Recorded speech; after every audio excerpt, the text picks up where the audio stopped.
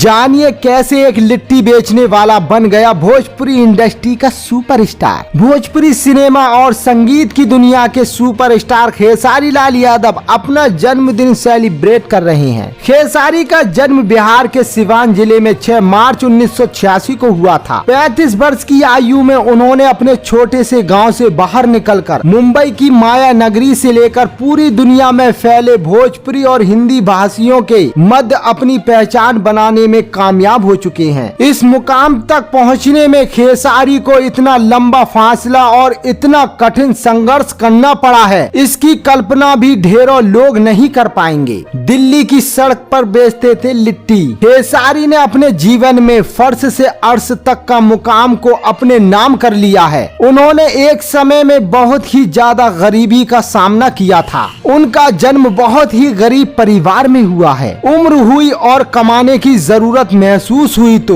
वो दिल्ली के लिए निकल पड़े। वहाँ एक धागा कंपनी में काम किया। शादी हुई और परिवार का खर्च बढ़ा तो एक समय में वो दिल्ली के ओखला क्षेत्र में सड़क के किनारे अपने पिता के साथ लिट्टी बेचने में लगे थे। एक समय साइकिल तक के लिए मोहताज खेसारी लाल यादव अब करोड़ों की संपत्ति के ओनर भी हैं। गाने का शौक ले गया कामयाबी की मंजिल तक। खेसारी को डांस और गाने का शौक पहले से ही था। यही शौक उनकी कामयाबी का कारण बना। उनके गाने बिहार के भोजपुरी क्षेत्र में बहुत लोकप्रिय होने लगे। उनकी प्रसिद्धि बढ़ी तो उन्होंने भोजपुरी के दूसरे नामचीन गायकों की तरह ही भोजपुरी सिनेमा का रुख किया। यहाँ भी उन्हें भरपूर कामयाबी हासिल हुई। दोस्तों 15 मार्च को खेसारी लाल यादव अपना बर्थडे सेलिब्रेट कर रहे हैं। इस वीडियो के जरिए खेसारी लाल यादव को आप भी जन्मदिन की ढेरों शुभकामनाएं दे सकते हैं। दोस्तों आपको ये जानकारी कैसी लगी कमेंट करके जरूर बताएं। और दोस्तों खेसारी लाल यादव से जुड़ी खबरों के लिए